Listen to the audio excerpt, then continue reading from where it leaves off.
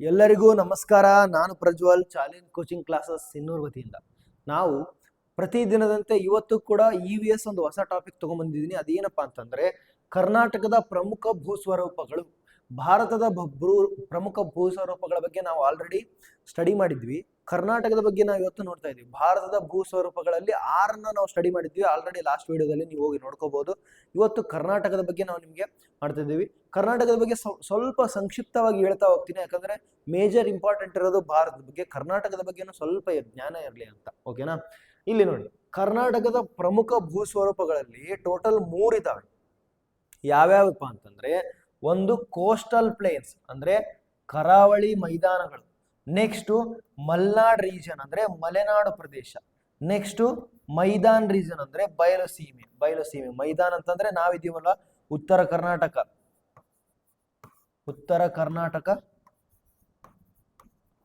ಮತ್ತೆ ದಕ್ಷಿಣ ಕರ್ನಾಟಕ.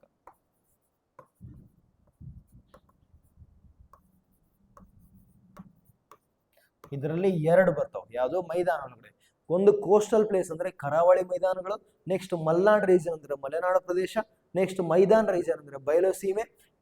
ಅದರೊಳಗಡೆ 2 ಉತ್ತರ ಕರ್ನಾಟಕ ಮತ್ತೆ ದಕ್ಷಿಣ ಕರ್ನಾಟಕದ ಮೈದಾನಗಳು. ಓಕೆನಾ? ಇಲ್ಲಿ ನೋಡಿ, Karnataka is geographically located on Deccan plateau. ನಾವು ಡೆಕ್ಕನ್ ಪ್ಲೇಟ್ಯೂ ಬಗ್ಗೆ ಓದ್ತಾ ಇದ್ವಿ. ಡೆಕ್ಕನ್ ಪ್ಲೇಟ್ಯೂ ಅಥವಾ ಪೆನಿನ್ಸುಲರ್ ಪ್ಲೇಟ್ಯೂ ಅಂದ್ರೆ ಡೆಕ್ಕನ್ ಪ್ರಸ್ಥಭೂಮಿ. ಇದರ ಮೇಲೆ ಕರ್ನಾಟಕ ಏನಾಗಿದೆ ಲೊಕೇಟ್ ಆಗಿದೆ ಅಂತ ಅರ್ಥ.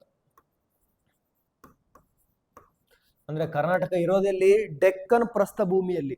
ಇದು ಭಾರತದ ಮ್ಯಾಪ್ ಅಂತ ತಿಳ್ಕೊರಿ. ನಾವು ಇಲ್ಲಿ ನೀವು ಕರ್ನಾಟಕನ ನೋಡಬಹುದು. ಓಕೆನಾ? ಇಲ್ಲಿ ಡೆಕ್ಕನ್ ಪ್ರಸ್ಥಭೂಮಿ ಇದೆ. ಡೆಕ್ಕನ್ ಪ್ರಸ್ಥಭೂಮಿ ಮೇಲೆ ಇರ್ತವೆ. ಇದರಲ್ಲಿ 3 ಮೇಜರ್ ಫಿಸಿಕಲ್ ಡಿವಿಷನ್ಸ್ ಅಂದ್ರೆ 3 ಭಾಗಗಳನ್ನ ನೋಡಬಹುದು. ಅವು ಅಂತಂದ್ರೆ ಕೋಸ್ಟಲ್ ಪ್ಲೇನ್ಸ್ ಕರಾವಳಿ ಮೈದಾನ, ಮಲೆನಾಡು ಮತ್ತೆ ಮೈದಾನ. ಓಕೆನಾ? ಅರ್ಥ ಆಯ್ತು ಅಂತ ಅನ್ಕೊಂತೀನಿ. ನೆಕ್ಸ್ಟ್ ಮುಂದೆ ಹೋಗೋಣ ಅಂತ. ಇದರೊಳಗೆ ಪ್ರತಿಯೊಂದನ್ನು ಡೀಟೇಲ್ ಆಗಿ ಸ್ವಲ್ಪ ಮೇಲ್ಮೇಲೆ ಅಂದ್ರೆ ಡೀಟೇಲ್ ಆಗಿ ಹೋದಂಗ ನಾವು ಕಾಂಪಿಟೇಟಿವ್ ಎಕ್ಸಾಮ್ಸ್ ಲೆವೆಲ್ ಹೋಗ್ಬಿಡ್ತೀವಿ. ಅದಕ್ಕಾಗಿ ಸ್ವಲ್ಪ ಓದ್ತಾ ಹೋಗೋಣ ಅಂತ. ಓಕೆ, ನಾವು ಮುಂದೆ ಹೋಗೋಕ್ಕಿಂತ ಮುಂಚೆ ನಾವು ಚಾಲೆಂಜ್ ಕೋಚಿಂಗ್ ಕ್ಲಾಸಸ್ ವತಿಯಿಂದ ನಾವು ನವೋದಯ ಆನ್ಲೈನ್ ಕ್ಲಾಸಸ್ ನ ಒಂದು ಬ್ಯಾಚ್ ಮಾಡಿದೀವಿ. ಅದನ್ನ ಲೈವ್ ಕ್ಲಾಸಸ್ ಅಂದ್ರೆ ಇದು ರೆಕಾರ್ಡೆಡ್ ಕ್ಲಾಸಸ್ ಇದೆಲ್ಲ ನಾ ಹೇಳ್ತಾ ಇರೋದು. ಲೈವ್ ಕ್ಲಾಸಸ್ ಗೂಗಲ್ ಮೀಟ್ ಅಲ್ಲೇ ಲೈವ್ ಕ್ಲಾಸಸ್ ನಡೀತಾವು. ಅವುಗಳು ನಾವು ಎಲ್ಲಾ ಸವಲತ್ತುಗಳನ್ನ ಅಂದ್ರೆ ಇಲ್ಲಿ ಬೇರೆ ದೂರದಿಂದ ಯಾರು ಕೋಚಿಂಗ್ ಹೋಗಕ್ಕಾಗಲ್ವಲ್ಲ, ಅವರಿಗೆ ಬೇಕಾಗಿರುವಂತ ಎಲ್ಲಾ ಸವಲತ್ತುಗಳನ್ನ ನಾವು ಇಲ್ಲಿಂದಾನೇ ಆನ್ಲೈನ್ ಕ್ಲಾಸಿಂದಾನೇ ಕೊಡ್ತೀವಿ. ಸಪೋಸ್ ಯಾವ ತರ ಅಂದ್ರೆ PDF ನೋಟ್ಸು, ಟೆಸ್ಟ್ಗಳು, PPT ಪ್ರೆಸೆಂಟೇಷನ್ ಮುಖಾಂತರ ಕ್ಲಾಸಸ್ ಇರ್ತಾವು. ನೆಕ್ಸ್ಟ್ ಏನ್ ಇರ್ತೈತಿ, ರೆಕಾರ್ಡೆಡ್ ಕ್ಲಾಸಸ್ ಸಿಗ್ತಾವೆ ನಿಮಗೆ. ಒನ್ ಇಂಟ್ರೆಸ್ಟ್ ಅಂದ್ರೆ ನಮ್ಮ ಜೊತೆ ನೀವು ಮಾತಾಡಿ ನಿಮ್ಮ ಡೌಟ್ಸ್ನ ಕ್ಲಿಯರ್ ಮಾಡ್ಕೋಬಹುದು. ಡೌಟ್ ಸೆಷನ್ಸ್ ಇರ್ತಾವೆ. ಆ ಡೌಟ್ ಸೆಷನ್ಸ್ನೆಲ್ಲ ನೋಡಿ ನಮ್ಮ ಜೊತೆ ನೀವೇನು ಮಾಡ್ಬೋದು, ಇಂಟರ್ಯಾಕ್ಟ್ ಮಾಡ್ಬೋದು. ಇದು ಕೇವಲ 4,000 ರೂಪಾಯಿ. ನೀವು 3rd standard, 4th standard, 5th standard ಯಾವ್ದಾರು ಇರಲಿ. ಸಪೋಸ್ ನೀವು 3ನೇ ಕ್ಲಾಸ್ 4ನೇ ಕ್ಲಾಸ್ ಇದ್ರಂತ ತಿಳ್ಕೊರಿ, ಮನೆಯಲ್ಲೇ ಕುಂತ್ಕೊಂಡು ಓದಿಸ್ತಿದ್ದೀರಾ ಅಂತಂದ್ರೆ ಅವಾಗ ನೀವು ನಮಗೆ 3rd ಸ್ಟ್ಯಾಂಡರ್ಡ್ 4th ಸ್ಟ್ಯಾಂಡರ್ಡ್ ಇದ್ರೂ ಕೂಡ ನಮಗೆ ಕಾಂಟ್ಯಾಕ್ಟ್ ಮಾಡ್ಬೋದು. ನಾವು ನಿಮಗೆ ಅದನ್ನ ಪಾಠ ಮಾಡಿಸ್ಕೊಡ್ತೀವಿ. ಯಾರು ಇಂಟ್ರೆಸ್ಟ್ ಇದ್ದೀರಾ 9449771212 ಮತ್ತೆ 9900206243ಗೆ ಕರೆ ಮಾಡಿ. ಮುಂದೆ ಹೋಗೋಣ ಅಂತ. ಫಸ್ಟ್ ಕರಾವಳಿ ಮೈದಾನಗಳು. ಈ ಕರಾವಳಿ ಮೈದಾನಗಳು ಅಂತಂದ್ರೆ ಏನು ಗೊತ್ತಾ? ಕರ್ನಾಟಕ ಎಲ್ಲಿದೆ? ಇದು ಭಾರತದ ಮ್ಯಾಪ್ ಒಳಗಡೆ ಇಲ್ಲಿ ತೋರ್ಸೋದು ಹೆಚ್ಚು. ಇಲ್ಲಿ ನೋಡಿ, ಈಗ ಇದು ಭಾರತದ ಮ್ಯಾಪ್ ಒಳಗೆ ಕರ್ನಾಟಕ ಇಲ್ಲೈತಿ. ಓಕೆನಾ? ಈ ಕರ್ನಾಟಕದ ಇಲ್ಲೈತಲ್ಲ, ಇಲ್ಲಿ ಕರಾವಳಿ ಐತಿ. ಉತ್ತರ ಕನ್ನಡ, ದಕ್ಷಿಣ ಕನ್ನಡ, ಉಡುಪಿ 3 ಜಿಲ್ಲೆಗಳು ಬರ್ತಾವೆ. ಯಾವ್ಯಾವ ಅಂತಂದ್ರೆ ಉತ್ತರ ಕನ್ನಡ, ದಕ್ಷಿಣ ಕನ್ನಡ ಮತ್ತೆ ಉಡುಪಿ. ಆ 3 ಜಿಲ್ಲೆಗಳು ಇಲ್ಲಿದೆ ನೋಡು. ಉತ್ತರ ಕನ್ನಡ, ಉಡುಪಿ, ದಕ್ಷಿಣ ಕನ್ನಡ. ಯಾಕೆ ಇದಾವಪ್ಪ ಅಂತಂದ್ರೆ, ಯಾಕೆ ಇದನ್ನ ಹೇಳಿದೆ ಅಂತಂದ್ರೆ, ಇಲ್ಲಿ ನೋಡಿ 3 ಡಿಸ್ಟಿಕ್ ನಲ್ಲಿ ಅಷ್ಟೇ ನಿಮಗೆ ಬೀಚ್ ಸಿಗೋದು. ಈ ತರ ಬೀಚ್ ಇದೆಯಲ್ಲ, ಇದಕ್ಕೆ ಕರಾವಳಿ ಮೈದಾನ ಅಂತ ಕರಿತೀವಿ. ಇದಕ್ಕೆ ಏನ್ ಕರಿತೀವಿ? ಕರಾವಳಿ ಮೈದಾನ ಅಂತ ಕರಿತೀವಿ. ಕರಾವಳಿ ಅಂತಂದ್ರೆ ಇದು ಬೀಚ್. ಮೈದಾನ ಅಂದ್ರೆ ಕರಾವಳಿ ಪಕ್ಕ ಇರುವಂತ ಮೈದಾನ ಅಂದ್ರೆ ಫ್ಲಾಟ್ ಲ್ಯಾಂಡ್. ಅಲ್ಲಿ ಏನ್ ಬೇಕಾದ್ರೂ ಬೆಳಿಬಹುದು ನೀವು. ಅಲ್ಲಿ ಆಲ್ಮೋಸ್ಟ್ ಅಲ್ಲಿ ತೆಂಗಿನ ಮರಗಳನ್ನು ಜಾಸ್ತಿ ಬೆಳಿತಾರೆ ನೋಡಿ. ಕರಾವಳಿ ಮೈದಾನ ಅಂದ್ರೆ ಏನು ಅಂತ ಗೊತ್ತಾಯ್ತು ಅಂತ ಹೇಳ್ಕೊಂತೀನಿ. ನೋಡಿ ಎಲ್ಲಿರುತ್ತಪ್ಪ ಅಂತಂದ್ರೆ ಅರೇಬಿಯನ್ ಸಿ ಇದೆಲ್ಲ ಐತಲ್ಲ, ನಮ್ಗಿರೋದು ಅರೇಬಿಯನ್ ಸಿ ಇರೋದು.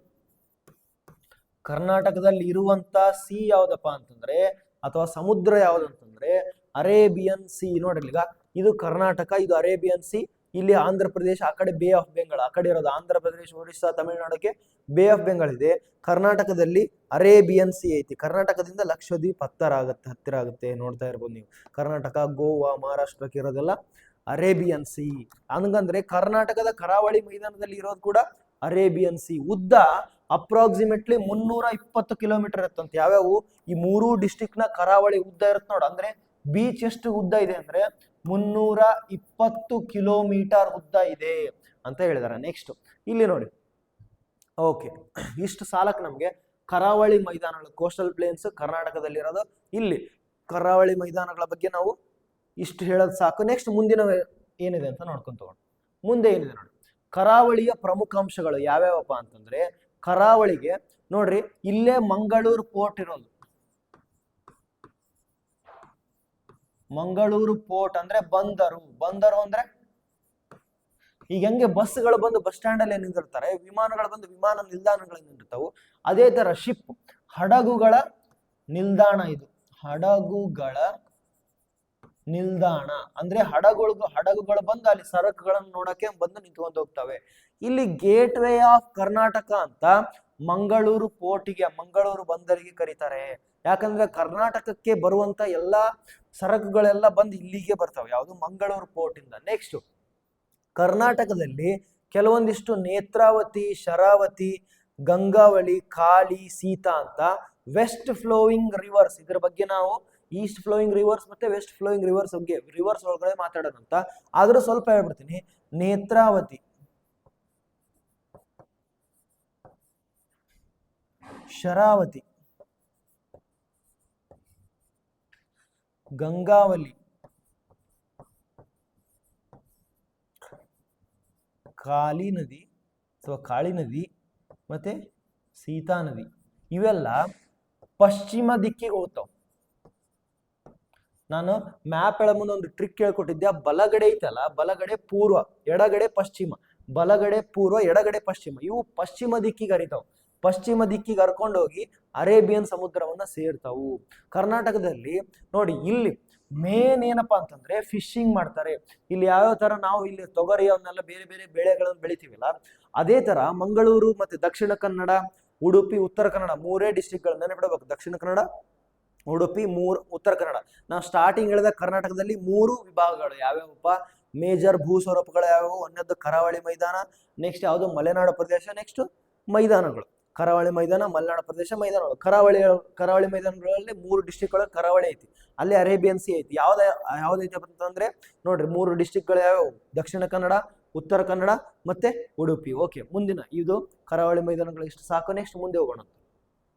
ಓಕೆ, ಮಲೆನಾಡು ಪ್ರದೇಶ ಇದು ಎರಡನೇದು. ಮಲೆನಾಡು ಪ್ರದೇಶ ಇಲ್ಲಿ ನೋಡ್ರಿ, ಬ್ಯೂಟಿಫುಲ್ ಆಗಿ ಇಮೇಜ್ ಕಾಣ್ತಾ ಇದೆ ಅಲ್ವಾ? ಇದೇ ಮಲೆನಾಡು ಪ್ರದೇಶ. ಮಲೆನಾಡು ಪ್ರದೇಶ ಅಂದ್ರೆ ಅತಿ ಹೆಚ್ಚು ಕರ್ನಾಟಕದಲ್ಲಿ ಮಳೆ ಬೀಳುವ ಜಾಗ. ಮಳೆ ಬೀಳುವ ಜಾಗ ಕರ್ನಾಟಕದಲ್ಲಿ ಅತಿ ಹೆಚ್ಚು ಮಳೆ ಬೀಳುವ ಜಾಗ ಯಾವುದು? ಆಗುಂಬೆ. ಆಗುಂಬೆ ಅತಿ ಹೆಚ್ಚು ಮಳೆ ಕರ್ನಾಟಕದಲ್ಲಿ ಬೀಳೋದಪ್ಪ ಎಲ್ಲಿಯಪ್ಪ ಅಂತಂದ್ರೆ ಅದು ಆಗುಂಬೆ ಅನ್ನೋ ಜಾಗದಲ್ಲಿ ಬೀಳ್ತಾ ಹೋಗುತ್ತೆ. ಅದನ್ನ ನೀವು ನೆನಪಿಡಬೇಕಾದಂತ ಅಂಶ ಬಹಳ ಬಹಳ ಬಹಳ ಇಂಪಾರ್ಟೆಂಟ್. ಆಗುಂಬೆ ಅನ್ನೋದು ಮಲ್ನಾಡ್ ಅಂದ್ರೆ ಲ್ಯಾಂಡ್ ಆಫ್ ಹಿಲ್ಸ್ ಅಂತ, ಅಂದ್ರೆ ಮಳೆಗಳು ನಾಡು ಅಥವಾ ಬೆಟ್ಟಗಳ ನಾಡು ಅಂತ. ಮಲ್ನಾಡ್ ಅಂದ್ರೆ ಏನು? ಮಳೆಗಳ ನಾಡು ಅಥವಾ ಬೆಟ್ಟಗಳ ನಾಡು ಅಂತ ಕರಿತೀವಿ. ಪರ್ವತ ಶ್ರೇಣಿಗಳು ಇಲ್ಲಿ ವೆಸ್ಟರ್ನ್ ಘಾಟ್ಸ್ ಇದಾವೆ. ಯಾವ್ಯಾವು? ಇಲ್ಲಿ ವೆಸ್ಟರ್ನ್ ಘಾಟ್ಸ್, ಇಲ್ಲಿ ಇವಕ್ಕೆ ಸಹ್ಯಾದ್ರಿ ಶ್ರೇಣಿ ಅಂತಾನು ಕರೀತಾರೆ. ಈ ವೆಸ್ಟರ್ನ್ ಘಾಟ್ಸ್ಗೆ ಸಹ್ಯಾದ್ರಿ ಶ್ರೇಣಿ, ಸಹ್ಯಾದ್ರಿ ಪರ್ವತಗಳ ಶ್ರೇಣಿ ಅಂತಾನು ಕರೀತಾರ. ನಾನೇನ್ ಹೇಳಿದೆ ಫಸ್ಟ್ ನೋಡ್ರಿ, ಅರಣ್ಯ ಪೂರ್ತಿ ಅರಣ್ಯ ಇದೆ. ಇಲ್ಲಿ ಹೆವಿ ರೇನ್ಫಾಲ್ ಆಗೋದು, ಅತಿ ಹೆಚ್ಚು ರೇನ್ಫಾಲ್ ಆಗೋದು. ಇಡೀ ಸೌತ್ ಇಂಡಿಯಾದೊಳಗೆ ಅತಿ ಹೆಚ್ಚು ರೇನ್ಫಾಲ್ ಆಗೋದು ಇಲ್ಲಿ ಮಲೆನಾಡು ಪ್ರದೇಶಗಳಲ್ಲಿ. ನೆಕ್ಸ್ಟ್ ಇಲ್ಲಿ ವೆಸ್ಟರ್ನ್ ಘಾಟ್ಸ್ ಇರೋದ್ರಿಂದ, ಘಾಟ್ಸ್ ಅಂತಂದ್ರೆ ಇದೇ ಪರ್ವತ ಶ್ರೇಣಿಗಳಿರೋದ್ರಿಂದ ಏನಾಗುತ್ತೆ, ಯಾವಾಗ ಮಳೆ ಬರುತ್ತಲ್ಲ ಆ ಬೆಟ್ಟಗಳು ಅದನ್ನ ತಡೆದು ಹಿಡಿಯೋದ್ರಿಂದ ಅಲ್ಲಿ ಮಳೆ ಜಾಸ್ತಿ ಇರ್ತೈತಿ. ಮತ್ತೆ ಅಲ್ಲಿ ಮಳೆ ಜಾಸ್ತಿ ಇರೋದ್ರಿಂದ ಅಲ್ಲಿ ಕಾಡು ಕೂಡ ಜಾಸ್ತಿ. ಇಲ್ಲೇ ನೀವು ಐತಲ್ಲ ಹುಲಿಗಳು ಮತ್ತೆ ಆನೆಗಳು, ಹಲವಾರು ನ್ಯಾಷನಲ್ ಏನು ಫಾರೆಸ್ಟ್ಗಳು ಇಲ್ಲೇ ಇದಾವೆ. ಓಕೆನಾ? ಇಲ್ಲೇ ನೀವೆಲ್ಲಾನು ಅಬ್ಸರ್ವ್ ಮಾಡ್ಬೋದು. ಮಲೆನಾಡು ಪ್ರದೇಶ ಆಯ್ತಲ್ವಾ? ಮಲೆನಾಡು ಪ್ರದೇಶದಲ್ಲಿ ಕೆಲವೊಂದಿಷ್ಟು ಅತಿ ಎತ್ತರದ ಬೆಟ್ಟಗಳಿದಾವೆ. ಯಾವ್ಯಾವಪ್ಪ ಅಂದ್ರೆ ಕರ್ನಾಟಕದ ಅತ್ಯಂತ ಎತ್ತರವಾದ ಬೆಟ್ಟ ಯಾವ್ದಂತಂದ್ರೆ ಮುಳ್ಳಯ್ಯನಗಿರಿ. ಮುಳ್ಳಯ್ಯನಗಿರಿ ಅತ್ಯುನ್ನತ ಶಿಖರ. ಕರ್ನಾಟಕದ ಅತ್ಯಂತ ದೊಡ್ಡ ಬೆಟ್ಟ ಯಾವುದು? ಮುಳ್ಳಯ್ಯನಗಿರಿ. ನೋಡ್ರಿ ಕರ್ನಾಟಕದ, ಇದನ್ನ ಬಹಳ ಇಂಪಾರ್ಟೆಂಟ್, ಇದನ್ನ ನೆನ್ಪಿಡಬೇಕು. ಓಕೆನಾ? ಓಕೆನಾ? ನವೋದಯ ಒಂದು ನೋಡಿ, ಈಗ ನವೋದಯ ಪರೀಕ್ಷೆ ಒಳಗಡೆ ಪದೇ ಪದೇ ಅತ್ಯಂತ ದೊಡ್ಡ ಪರ್ವತ ಯಾವುದು ಅಂತ ಕೇಳಬಹುದು. ಅದ ಇದು ಬೇರೆ ಬೇರೆ ಎಕ್ಸಾಮ್ಸ್ ಅಲ್ಲಿ ಕೇಳಿದ್ದಾರೆ ಇದನ್ನ. ಮುಳ್ಳಯ್ಯನಗಿರಿ ಇಲ್ಲಿ ಯಾವ್ದು ಕೇಳಿದ್ದಾರೆ? ಮುರಾರ್ಜಿಯಲ್ಲಿ ಕೇಳಿದ್ದಾರೆ, RMS ಅಲ್ಲಿ. ಈ ತರ ಕರ್ನಾಟಕದಲ್ಲಿ ಅತ್ಯಂತ ಎತ್ತರವಾದ ಶಿಖರ ಯಾವುದು? ಮುಳ್ಳಯ್ಯನಗಿರಿ.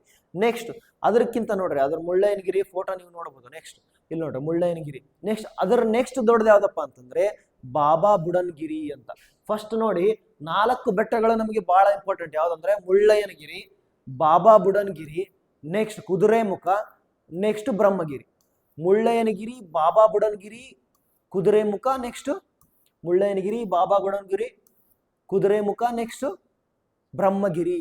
ಇವು 4 ಅತ್ಯಂತ ಎತ್ತರವಾದಂತ ಏನಿವು ಪರ್ವತ ಶ್ರೇಣಿಗಳು. ಅವು ಫೋಟೋಗಳನ್ನ ನೀವು ನೋಡೋದು. ಮುಳ್ಳಯ್ಯನಗಿರಿ ಎಷ್ಟು ಬ್ಯೂಟಿಫುಲ್ ಆಗಿದೆ. ಎಲ್ಲೇ ಇರ್ತಲ್ಲ ಮೋಡಗಳನ್ನ, ಇದ್ರೆಲ್ಲ ಟ್ರೆಕ್ಕಿಂಗ್ ಮಾಡಕಂತ ಹೋಗ್ತಾರ, ಮೋಡಗಳ ಐತಲ್ಲ ಅಲ್ಲೇ ಸಿಗ್ತಾವ. ನೀವು ಮೋಡಗಳ ನಿಮ್ ಮುಖಾಂತರನೇ ಹೋಗ್ತಾವ, ಅಷ್ಟು ಬ್ಯೂಟಿಫುಲ್ ಆಗಿಂತ ಜಾಗ ಇದು. ನಿಮಗೆ ಚಿಕ್ಕಮಗಳೂರು ಡಿಸ್ಟ್ರಿಕ್ಟ್ ನಲ್ಲಿ ನೋಡ್ತಾ ಇದೆ. ಇದನ್ನೇನು ನಿಮಗೆ ನೆನ್ಪಿಡುವ ಒಂದು ಅವಶ್ಯಕತೆ ಇಲ್ಲ. ಫಸ್ಟ್ ನೆನ್ಪಿಡುವ ಅವಶ್ಯಕತೆ ಏನಂದ್ರೆ ಅತ್ಯಂತ ಎತ್ತರವಾದ ಶಿಖರ ಯಾವುದು ಕರ್ನಾಟಕದಲ್ಲಿ? ಅದು ಮುಳ್ಳಯ್ಯನಗಿರಿ. ಅತ್ಯಂತ ಎತ್ತರವಾದ ಶಿಖರ ಸೌತ್ ಇಂಡಿಯಾದೊಳಗಡೆ ಯಾವುದು? ಲಾಸ್ಟ್ ಕ್ಲಾಸ್ ಅಲ್ಲಿ ನೋಡಿದ್ದೆ, ಅದು ಯಾವ್ದಪ್ಪ ಅಂತಂದ್ರೆ ಅಣ್ಣೈಮುಡಿ ಅಂತ. ವೆಸ್ಟರ್ನ್ ಘಾಟ್ಸ್ ಅಲ್ಲಿ ಅತ್ಯಂತ ದೊಡ್ಡ ಪರ್ವತ ಯಾವುದು? ಅಣ್ಣೈಮುಡಿ. ಅದರ ನೆಕ್ಸ್ಟ್ ವೆಸ್ಟರ್ನ್ ಘಾಟ್ಸ್ ಅಲ್ಲಿ ನೋಡಿ ಮುಳ್ಳಯ್ಯನಗಿರಿ.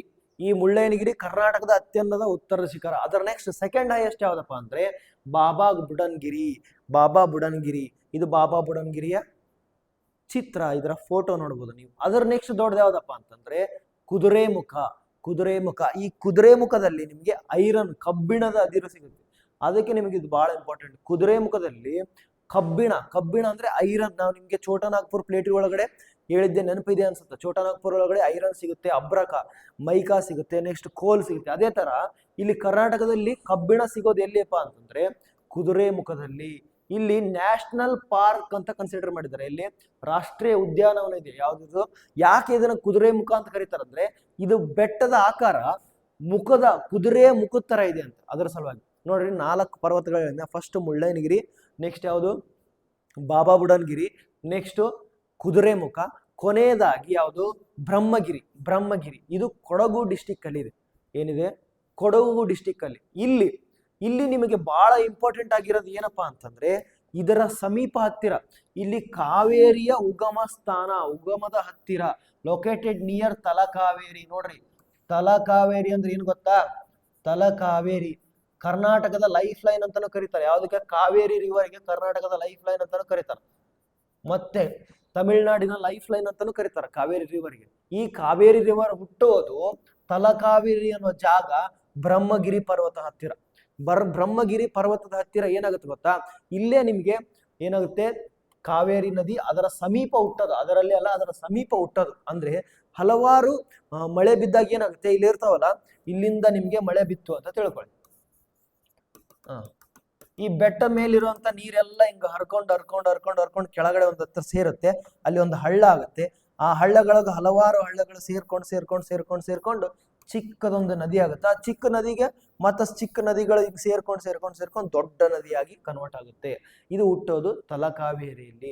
ನಿಮ್ಗೆ ಬ್ರಹ್ಮಗಿರಿ ಪರ್ವತದಲ್ಲಿ ಹಲವಾರು ಎಲಿಫೆಂಟ್ಸು, ಟೈಗರ್ಸ್ ಅಂದ್ರೆ ಹುಲಿಗಳು, ಮತ್ತೆ ಆನೆಗಳು, ಮತ್ತೆ ರೇರ್ ಫ್ಲೋರ್ ಅಂದ್ರೆ ರೇರ್ ಆಗಿರುವಂತ ಎನಿಮಲ್ಸ್ ನಿಮ್ಗೆ ಸಿಗ್ತಾವು. ಎಲ್ಲಿಯಪ್ಪ ಅಂತಂದ್ರೆ ಬ್ರಹ್ಮಗಿರಿ ಪರ್ವತದ ಹತ್ತಿರ. ಓಕೆ, ಇದು ನಿಮ್ಗೆ ಅರ್ಥ ಆಯ್ತು ಅನ್ಕೊಂತೀನಿ.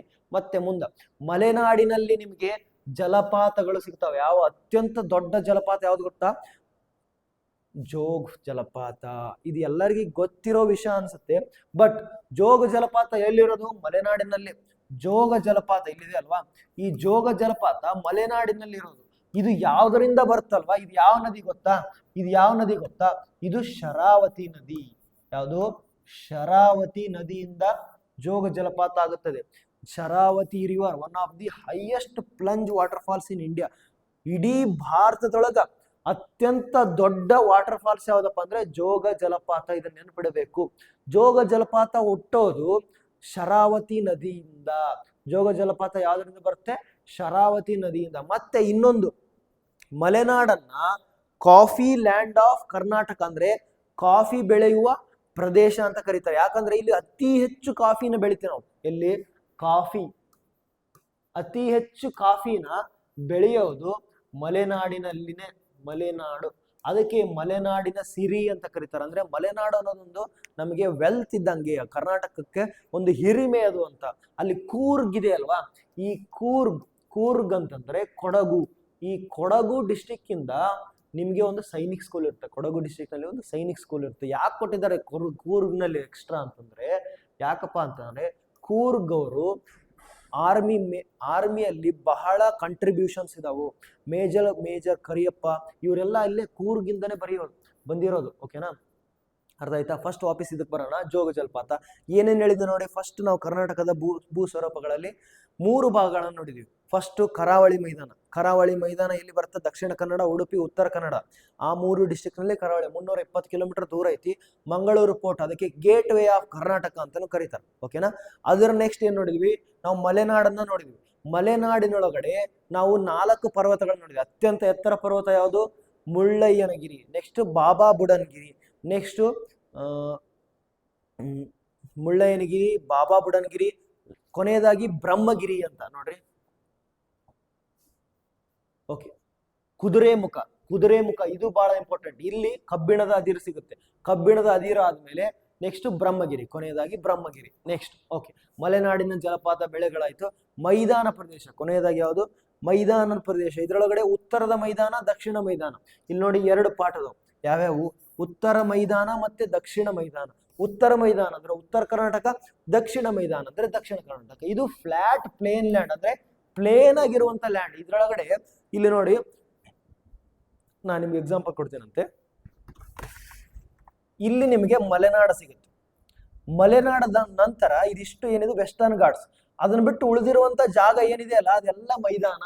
ಅಲ್ಲೆಲ್ಲ ನಾವು ವಾಸಿಸ್ತಾ ಇರೋದು ಮೈದಾನದಲ್ಲಿ. ನಮ್ಮ ರಾಯಚೂರು ಡಿಸ್ಟಿಕ್, ಉತ್ತರ ಕರ್ನಾಟಕ, ನಾನಿರೋದು ರಾಯಚೂರು ಡಿಸ್ಟಿಕ್ ಸಿನ್ನೂರು ತಾಲೂಕಿನಲ್ಲಿರೋದು.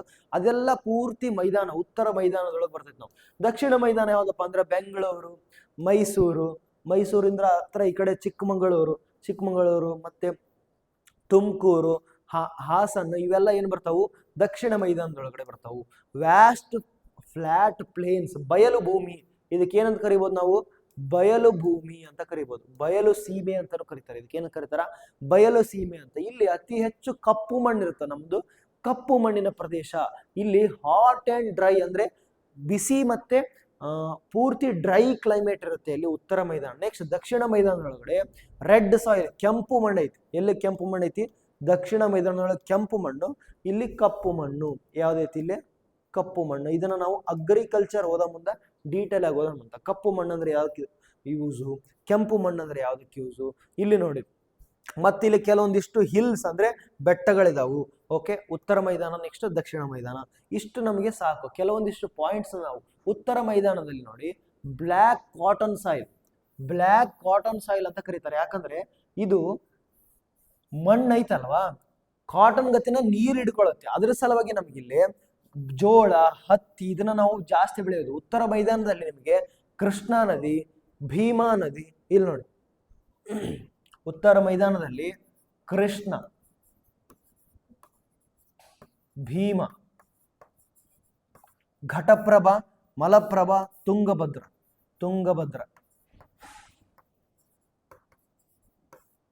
ಮತ್ತೆ ಯಾವುದು? ಘಟಪ್ರಭಾ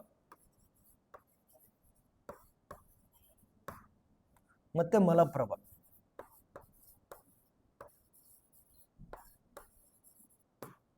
ಓಕೆ, ಇಷ್ಟು ಏನಿದಾವೋ ಇಷ್ಟು ನದಿಗಳು ಉತ್ತರ ಮೈದಾನಗಳಲ್ಲಿ ಹರಿತಾವು. ಓಕೆನಾ, ಅರ್ಥ ಆಯ್ತಾ?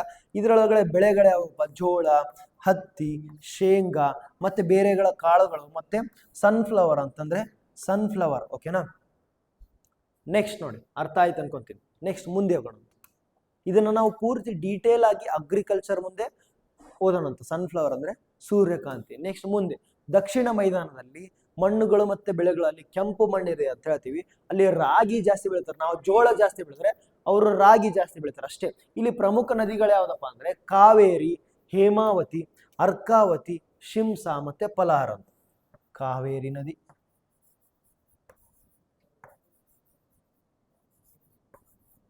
ಹೇಮಾವತಿ, ಅರ್ಕಾವತಿ, ಶಿಂಸ,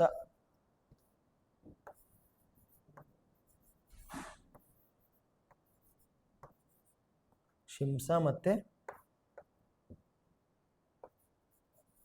ಪಾಲಾರ್. ಇಲ್ಲಿ ಪ್ರಸಿದ್ಧ ಬೆಟ್ಟಗಳು ಯಾವ್ದಪ್ಪ ಅಂತಂದ್ರೆ ನಂದಿ ಬೆಟ್ಟ, ಚಾಮುಂಡಿ ಬೆಟ್ಟ, ಮೈಸೂರಲ್ಲಿ ಹತ್ರ ಇರೋದು ಚಾಮುಂಡಿ ಬೆಟ್ಟ ಮತ್ತೆ ನಂದಿ ಬೆಟ್ಟ, ಚಿಕ್ಕಬಳ್ಳಾಪುರ ಹತ್ರ ನಂದಿ ಬೆಟ್ಟ. ಓಕೆ ಓಕೆ, ಇದು ಇಷ್ಟು ಪಾಠ ನಿಮಗೆ ಅರ್ಥ ಆಯ್ತು ಅನ್ಕೊಂತೀನಿ. ಮುಂದೆ ಕೊನೆಯದಾಗಿ ಅತ್ಯಂತ ಎಕ್ಸಾಮ್ಗೆ ಬೇಕಾಗಿರುವಂತ ಕೆಲವೊಂದಿಷ್ಟು ಪ್ರಶ್ನೆಗಳು ಯಾವುದು? ಹೈಯೆಸ್ಟ್ ಪೀಕ್ ಇನ್ ಕರ್ನಾಟಕ ಯಾವುದು? ಅಂದ್ರೆ ಕರ್ನಾಟಕದ ಅತ್ಯಂತ ಎತ್ತರವಾದ ಶಿಖರ ಯಾವುದು? Mullayanagiri. Next, gate way of Karnataka ಯಾವುದು? ಇದು Mangaluru port, new Mangaluru port ಅಂತ ಕರೀತಾರೆ. ನೆಕ್ಸ್ಟ್ ಯಾವುದು? ಕಾಫಿ ಲ್ಯಾಂಡ್ ಅಂತ ಯಾವ್ದನ್ನ ಕರಿತೀವಿ ನಾವು? ಚಿಕ್ಕಮಂಗಳೂರನ್ನ ಕರಿತೀವಿ. ಕಾಫಿ ಲ್ಯಾಂಡ್ ಅನ್ನ ಏನಂತ ಯಾವ್ದನ್ನ ಕರಿತೀವಿ? ಚಿಕ್ಕಮಂಗಳೂರು ಅಂತ ಕರಿತೀವಿ. Highest water fall in Karnataka, highest ಅಂದ್ರೆ ಅತ್ಯಂತ ದೊಡ್ಡ ಜಲಪಾತ ಯಾವ್ದಪ್ಪ ಅಂದ್ರೆ ಜೋಗ್ ಜಲಪಾತ ಅಂತ ಕರಿತೀವಿ. ಕಪ್ಪು ಮಣ್ಣು ಇರುವಂತ ಜಾಗ, ಅಲ್ಲಿ ಕಾಟನ್ ಮತ್ತೆ ಜೋಳನ ಬೆಳಿತೀವಿ, ಅಂದ್ರೆ ಇದು ಉತ್ತರ ಮೈದಾನ. ಕೆಂಪು ಮಣ್ಣು ಇರುವಂತ ಜಾಗ, ಇದು ದಕ್ಷಿಣ ಮೈದಾನ. ಮತ್ತೆ ಇನ್ನೊಂದು ಇಂಪಾರ್ಟೆಂಟ್ ಪಾಯಿಂಟ್ ಯಾವ್ದಪ್ಪ ಅಂತಂದ್ರೆ ಕರ್ನಾಟಕದಲ್ಲಿ ಅತಿ ಹೆಚ್ಚು ಮಳೆ ಬೀಳುವ ಜಾಗ ಆಗುಂಬೆ. ಯಾವುದು? ಆಗುಂಬೆ. ಇಲ್ಲಿ ಅತಿ ಹೆಚ್ಚು ಮಳೆಯನ್ನ ನಾವು ನೋಡ್ತೀವಿ. ಓಕೆ, ಇಷ್ಟು ಇವತ್ತಿಗೆ ಸಾಕು. ಮತ್ತೆ ನಾಳೆ ಇನ್ನೊಂದು ಟಾಪಿಕ್ ತಗೊಂಡ್ಬರ್ತೀನಿ. ಅಲ್ಲಿವರೆಗೆ ಬಾಯ್.